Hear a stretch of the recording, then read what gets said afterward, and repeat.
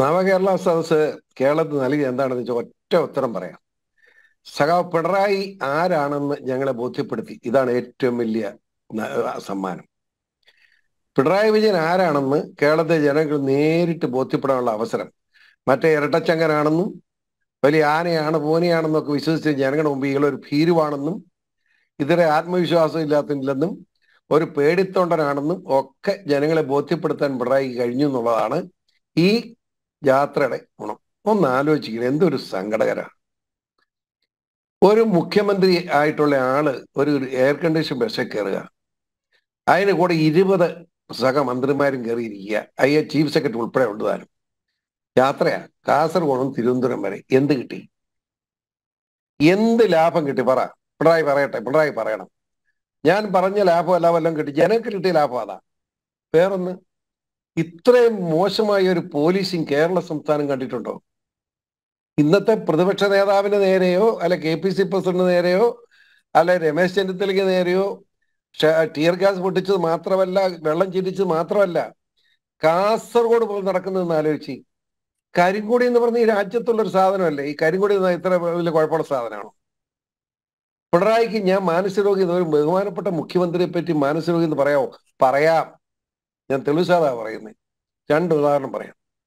ഇങ്ങനെ ഒരു മരിച്ച വീട്ടിലേക്കില്ല, ഒരു സഖാവിന്റെ വീട്ടിലേക്ക് ചെന്നപ്പം ആ കരിങ്കൊടി അഴിപ്പിച്ച് മാറ്റി വെച്ചാണ് ആ വീട്ടിൽ കയറുന്നത്. സഖാവിനെ കാണാൻ, മരിച്ചയാളെ കാണാൻ. അടുത്തത്, KJ Thomas CPM party secretariat മെമ്പറാണല്ലോ. ഈ നവയാത്ര തുടങ്ങുന്നതിന് ഈ അന്ത്യയാത്ര തുടങ്ങുന്ന അഭാഗത്താണ് ഞാൻ പറയുന്നത്. അന്ത്യയാത്ര തുടങ്ങുന്നതിന് മുമ്പ് ഇദ്ദേഹം കൂട്ടിക്കൽ പഞ്ചായത്തിൽ 20 വീട് വെച്ച് കൊടുക്കുന്നു പറഞ്ഞു.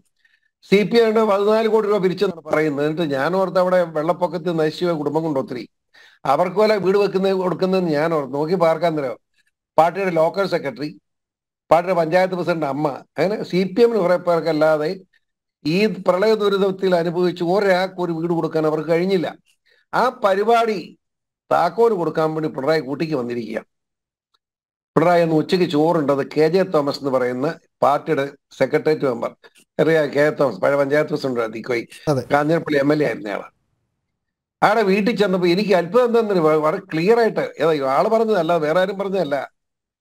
ഇങ്ങനെ മുറി കയറുതേ, ഒരു ആ മുറിയിലെ മൂലയിലോട്ട് മാറി ഒരു കസേരട്ട് അവിടെ ഇരിക്കുക. കാരണം അയാളെ ഇങ്ങനെ കാണാം, ബാക്കി എല്ലായിടും ഭിത്തിക്ക് ഇടയിൽ സംരക്ഷണം കൊടുത്തു. അയാൾക്ക് ഭിത്തി ഉണ്ടപ്പോഴും ആരും വരികയല്ലോ. ഇതിലിങ്ങനെ മിണ്ടാതിരിക്കുക. അപ്പോഴത്തേന് അവിടെ ഭക്ഷണം ഉണ്ടാക്കാൻ നിയോഗിക്കപ്പെട്ട ഒരു സഖാവ, ഏറ്റവും വലിയ കോക്കിയും കൂടെ സഖാവ്, നല്ല ഭക്ഷണം ഉണ്ടാക്കുന്നവനാണ്. ഇവൻ ഭക്ഷണമൊക്കെ ഉണ്ടാക്കിയ സന്തോഷം ഞങ്ങളുടെ സഖാവിന്, ഞങ്ങളുടെ മുഖ്യമന്ത്രികൾ ഞാൻ ഭക്ഷണം ഉണ്ടാക്കി എന്നുള്ള അഹങ്കാരത്തിലാണ് നിൽക്കുന്നത്. ഇവന് അപ്പം KJ തോമസ് പരിചയപ്പെടുത്തി, ഇത് സഖാവിന് ഭക്ഷണം ഉണ്ടാക്കിയ ആളാണ്. ഈ പാവത്തെ ഇതൊന്ന് ആലോചിച്ച ആ പാവത്തിന് പറ്റിയ അബദ്ധം അറിയണം. നമ്മുടെ മുഖ്യമന്ത്രി അല്ലേ എന്നുള്ളത് ആ തൻ്റെ ഇടം മനസ്സിൽ വെച്ചിട്ട് നേരെ അകത്തോട്ട് കയറി ചെന്ന് ക്യാമറ ആയിട്ട് ഒറ്റ അലറിച്ചയാണ്. ഇയാള് തെറിച്ചപ്പുറം പോയി പേടിച്ച്.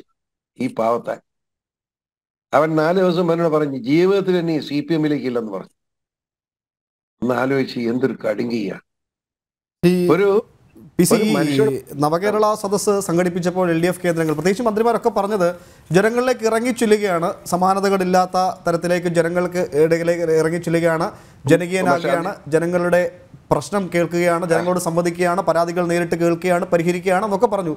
അപ്പോഴും ഈ 140 മണ്ഡലങ്ങൾ പിന്നിടുമ്പോഴും അവിടെ ഒന്നും ജനങ്ങൾക്ക് മന്ത്രിമാരുടെ അടുത്തേക്കോ മുഖ്യമന്ത്രിയുടെ അടുത്തേക്കോ ചെല്ലാൻ കഴിഞ്ഞിട്ടില്ല. അവിടെ ഏതാനും മാധ്യമപ്രവർത്തകർക്കും പിന്നീട് ക്ഷണിക്കപ്പെട്ട പൗരപ്രമുഖരെന്ന് CPM അവകാശപ്പെടുന്ന ആളുകൾക്ക് മാത്രം അവിടേക്ക് എത്താൻ കഴിഞ്ഞത്. സാധാരണക്കാർ അപ്പോഴും പടിക്ക് പുറത്തായിരുന്നു.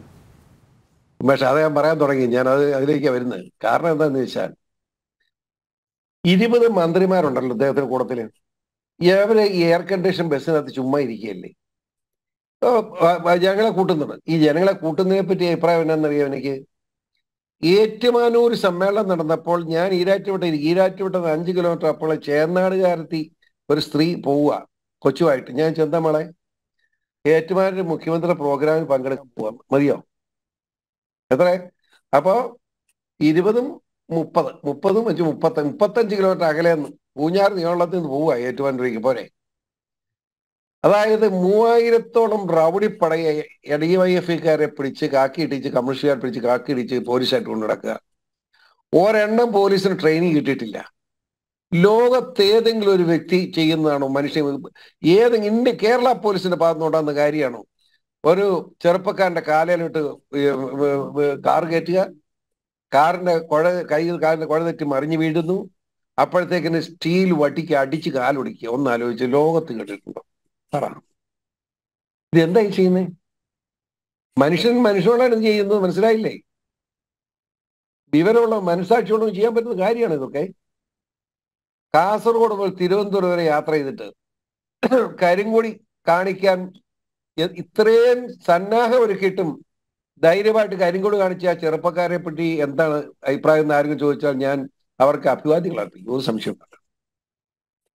ഇവിടെ ഈ സംഘർഷം ഈ അവസാന സമയത്താണ് BJPയും RS ഒക്കെ കൂടിയത്. കാസർഗോഡ് മുതൽ BJP RS കൂടി ഈ സമരത്തിൽ ശക്തമായ നിലപാട് സ്വീകരിച്ച് പിണറായി തിരുവനന്തപുരത്ത് ചെല്ലുകയായിരുന്നു. അതിനിപ്പുറം അയാള് സ്വർഗത്തിൽ പോയായിരുന്നു. അയാൾ പറഞ്ഞു പിന്നെ പിണറായി ഒന്ന് അദ്ദേഹം എന്ന് പറയണമല്ലോ. എന്തൊരു കഷ്ടകാലമാണ് നമ്മുടെ ഒന്ന് ആലോചിച്ച്. ഇന്ന് തിരുവനന്തപുരത്ത് നടന്ന എന്താ? അതായത് ഒരു കാരണവശാലും പിണറായിയുടെ യാത്രയായിട്ട് ബന്ധമില്ലാതെ DGP ഓഫീസിലേക്ക് മാർച്ച് DGP ഓഫീസിൽ 100 മീറ്റർ അപ്പുറത്ത് തടഞ്ഞു നിർത്തിയിട്ട് അവിടെ സ്റ്റേജ് കെട്ടി പ്രസംഗിച്ചുകൊണ്ടിരിക്കുക ആര്? പ്രതിപക്ഷ നേതാവ് മാത്രമല്ല, നമ്മുടെ പ്രതിപക്ഷ നേതാവ് ക്യാബിനറ്റ് റാങ്കുകാരനാണ്. മുഖ്യമന്ത്രി കഴിഞ്ഞാൽ നിയമസഭയിൽ ഏറ്റവും ഉത്തരവാദിത്തപ്പെട്ട ആളാണ്. അതോടൊപ്പം KPC പ്രസിഡന്റ് സുധാകരൻ MP അല്ലേ? അവ 4-5 MP കൂടെ ഇരിപ്പുണ്ട്. രമേശ് ചെന്നിത്തല ഉൾപ്പെടെ ഇരിപ്പുണ്ട്. എല്ലാവരും ഉണ്ട്. കുഴനാടൻ ഉൾപ്പെടെ. കുഴനാടനിട്ട് കൊടുത്തടി വരെ. എന്തൊരു മര്യാദകളാ ഇത്? പറ, എങ്ങനെ ചെയ്യാവോ? മനസ്സാടി ഇപ്പോഴായിരുന്നു ആലോചിക്കട്ടെ, ചെയ്യുന്നത് ശരിയാണോ ഇതൊക്കെ? അത് മുഖ്യമന്ത്രി തന്നെ പറയുന്നുണ്ട്. ശ്രീ PC, ലോകത്തൊരിടത്തും ഇല്ലാത്തൊരു യാത്രയാണിത്. ലോകത്തെങ്ങും ഇത്തരം ഒരു മാതൃകയില്ല. പക്ഷെ ഉദ്ദേശിച്ചത് ഇത്തരം പ്രവർത്തനങ്ങളൊക്കെ ആയിരിക്കും ലോകത്തൊരിടത്തും ഇല്ല എന്നുള്ളത്. പക്ഷേ കറക്റ്റാ.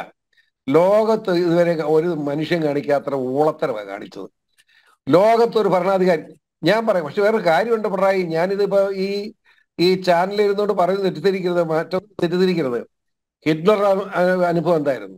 മുസോളിനി അനുഭവം എന്തായിരുന്നു? ഈ സ്വേച്ഛാധിപതികൾ ഒന്നും ചോവിന് കട്ടിലെ കിടന്ന് മരിച്ചിട്ടില്ലെന്ന് ഓർത്തോണം. അവരൊക്കെ അന്ത്യം വളരെ ശോചനീയവും ദയനീയവുമാണ്. പിണറായിക്ക് അത് വരാനുള്ള സാധ്യത ഞാൻ കാണുന്നുണ്ട്. അതുകൊണ്ടാണ് ഞാനിത് പറഞ്ഞു കൊടുക്കുന്നത്. പക്ഷേ സൂക്ഷിക്കണം. വളരെ അപകടകരമായ നിലയിലേക്ക് പോയിരിക്കുന്നു. കേരളത്തിലെ ജനങ്ങളെ 2 തട്ടാക്കിയിരിക്കുന്നു. ഇടതുപക്ഷം എന്ന് പറയാൻ കഴിയാത്ത നിലയിൽ അഭിമാനത്തോട് ഞാൻ ഇടതുപക്ഷ പ്രവർത്തകരാണെന്ന് പറയാൻ പോലും സാധ്യമല്ലാത്ത നിലയിലേക്ക് ഇടതുപക്ഷ പ്രവർത്തകരെ അപമാനിച്ചിരിക്കുന്നു ഈ നാണം കെട്ട യാത്ര എന്നതാണ് എൻ്റെ ഉറച്ച അഭിപ്രായം. വളരെയധികം നന്ദി ശ്രീ PC.